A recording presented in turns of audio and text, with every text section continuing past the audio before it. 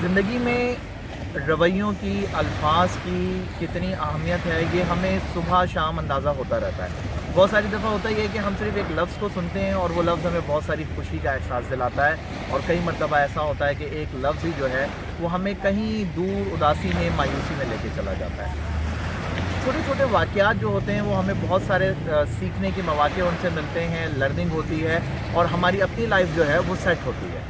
इसी तरह का एक वाक़या इस वक्त मेरे जहन में आ रहा है। कहते हैं कि पुराने ज़माने का वक्त था, एक नौजवान मासूम बच्चा जो है वो भूख से, फाकों से तंग था। शायद 2 दिन से उसने कुछ नहीं खाया था। वो एक तंदूर के पास है, जिसे नान भाई भी कहते हैं, वहाँ से गुजरा तो उसको मज़ीद भूख का एहसास हुआ। उसने उस भूख को मिटाने के लिए पहले उस नान भाई से रोटी मांगी बग़ैर पैसों के, उसने देने से मना कर दिया। फिर मौका देखते हुए बच्चे ने एक रोटी चुरा ली। इससे पहले कि वो रोटी खा पाता, नान भाई ने उसे पकड़ लिया और खूब उसको मारा पीटा। नान भाई यहीं तक नहीं रुका, बल्कि इसके बाद उसने कोतवाल को बुलाया और उस पर चोरी का मुकदमा बनवाकर उसे जेल भिजवा दिया।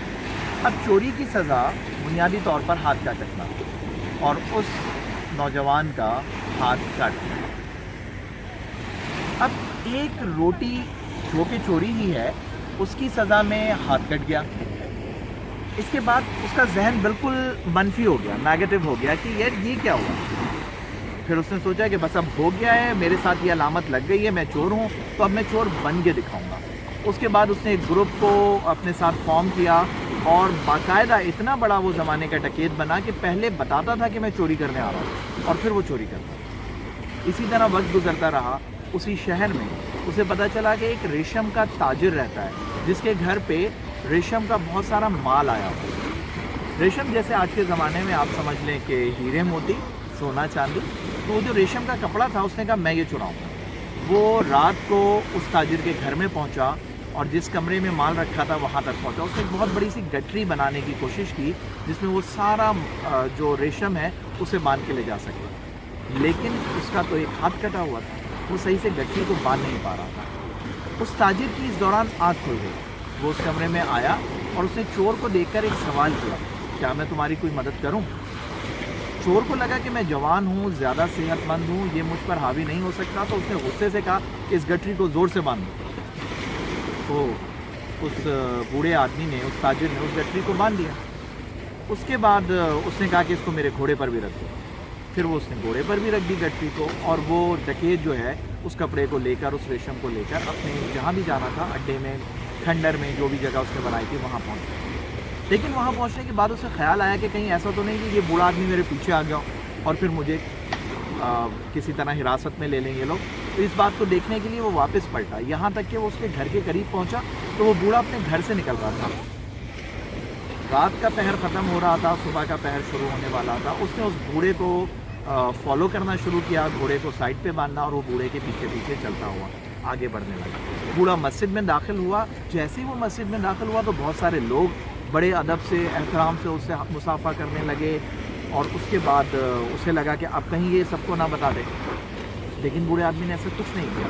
फिर नमाज फजर की ख़त्म हुई, लोग उसके इर्द गिर्द बैठ गए और उस बूढ़े ने दर्स व तदरीस देना शुरू किया। लेकिन उसने कहीं भी रात की चोरी का, उस नौजवान का कोई जिक्र नहीं किया। तदरीस ख़त्म हुई, इस बात से वो नौजवान बहुत ही मुतासिर हुआ। उसने लोगों से पूछा कि ये बूढ़ा आदमी कौन है। तो लोगों ने बताया कि ये इस वक्त का बहुत ही आलिम फाजिल शख्स। बाज़ रिवायात में, मुझे ठीक से याद नहीं, इमाम गज़ाली या शेर सादी का नाम इस हवाले से लिया था। जब उसे उस शख्सियत के बारे में पता चला तो उसे बहुत शर्मिंदगी हुई, और फिर उसने आगे बढ़कर उनसे माफ़ी मांगी और आइंदा के लिए तायब। अब बात तो ये पूरी है, लेकिन इसमें जो समझने की बात है वो ये है कि एक स्टेटमेंट या एक एक्टिविटी या एक जुमला उस नान भाई का, जिसने इस बंदे की पूरी ज़िंदगी को मनफी धारे पर डाल दिया, और एक एक्टिविटी यहाँ पर एक बुज़ुर्ग की है, जिसने इस शख्स को उस मनफी ज़िंदगी से बाहर निकाल दिया। हमें 2 चीज़ों पर काम करने की ज़रूरत है। एक ये कि हम जो कुछ कहते हैं, हम जो कुछ रिस्पॉन्स देते हैं लोगों को, इससे वो मुस्बत सोच की तरफ जाते हैं या मनफी सोच की तरफ जाते हैं। और दूसरा ये कि हम जो कुछ लोगों से लेते हैं وہ ہمیں مثبت سوچ کی طرف لے جا رہا ہے یا منفی سوچ کی طرف لے جا رہا ہے. یہ سمجھانے کی قطعاً ضرورت نہیں ہے کہ منفی سوچ کیا ہوتی ہے اور مثبت سوچ کیا ہوتی ہے. ہمیں صرف اپنے رویوں کو، اپنے لفظوں کو مثبت بنانے کی ضرورت ہے. شکریہ.